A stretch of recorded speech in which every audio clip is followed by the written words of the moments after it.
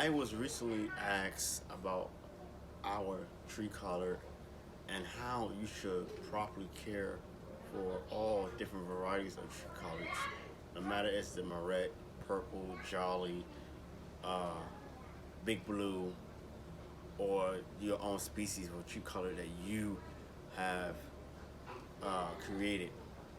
I want to show you what you should do right now.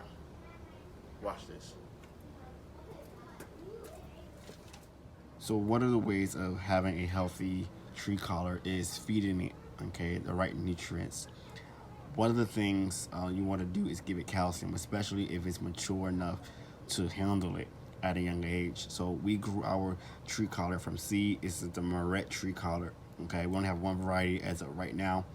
Uh, and you only want to apply the oyster shell meal once a year. Okay, you can use it by granular or powdered form, and we have a powdered form oyster shell meal, and then also you can give it vegetable fertilizer. And that's up to you if you want to do that.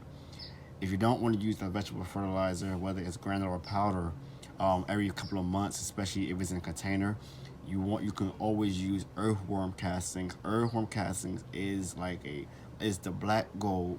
It's it is very valuable, guys. You can't go wrong with earthworm castings. Okay. Another way to feed your tree collar is by using the 511 Alaska fish fertilizer or any type of fish Alaska or fertilizer or a fish emulsion of your choice. You can have it mixed with the seaweed extract. You can have it with kelp. It doesn't really matter as long as you using a liquid fertilizer of your choice. It will be beneficial to your tree collar. Okay. Now I'm gonna pan over to the tree collar. We grew this tree collar from seed September the 18th, 2020. Okay, and I'm gonna show you how it looks now, and then later on I am going to show you what to look out for. Okay, when growing your brassica, your tree collar. Okay, so just bear with me.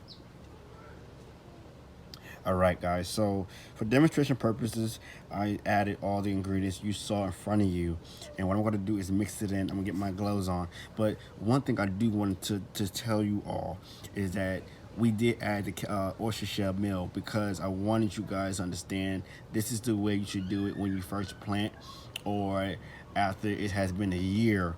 Okay, you should add your calcium. So I did it already. We only used a cup of each ingredient that was in front of you.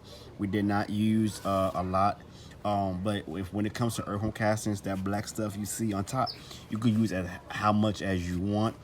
I don't use a lot of my earthworm castings because I don't have a lot, and so that's why you only see what you see. Okay, now demonstration purposes. If you have mulch layered, you want to move the mulch, okay, first, and then you want to go in and just get it all mixed in, okay. Get it all mixed in.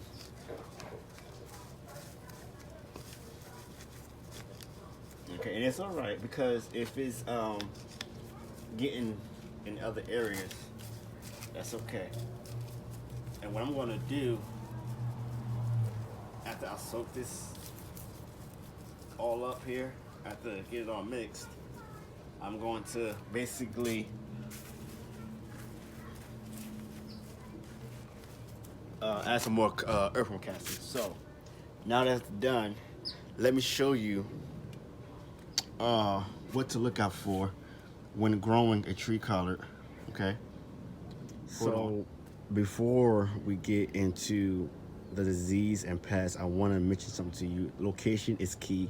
So wherever you put your tree collar, it's going to determine how it grows.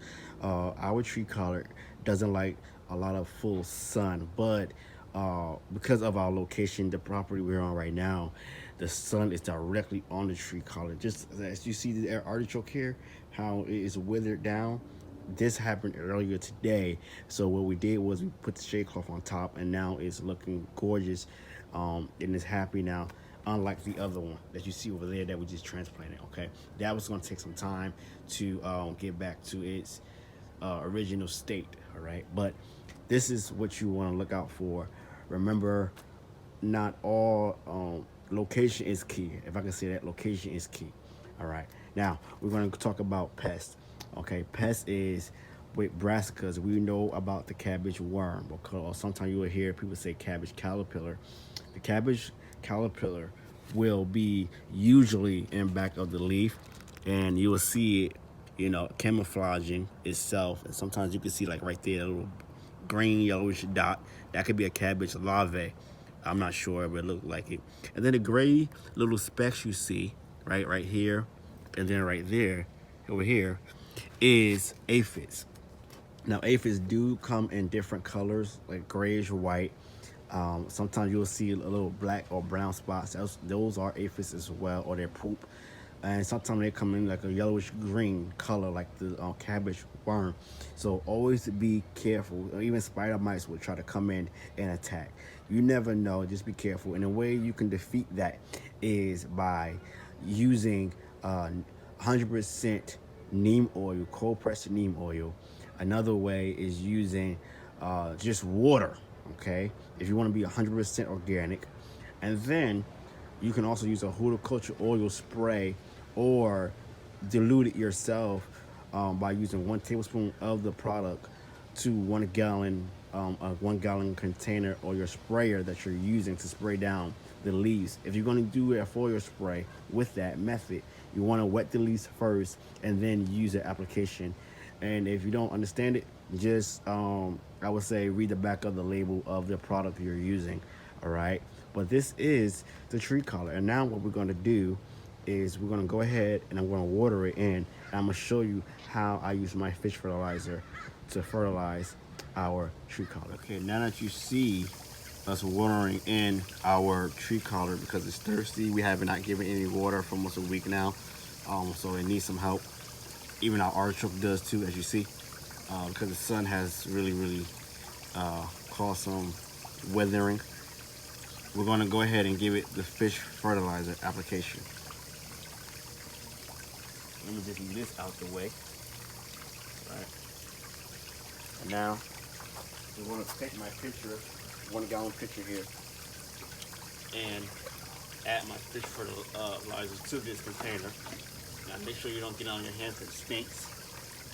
And all we want to do, okay, is pour. And you can pour right in between it or away from it. It's up to you. I'm going to share and give some to the other group. I'm also going to give some to the artichoke as well. I'm going to be nice and feed my babies, these babies over here as well. Alright, so that's all you want to do when it comes to taking care of your tree collar. Now you might be wondering about the growth, how long will it take to mature to its height? It all depends on how you take care of it, and that is very important. So be patient and just observe whatever you're growing in your garden. I'm NG Kelly Gardner. Thank you all for watching.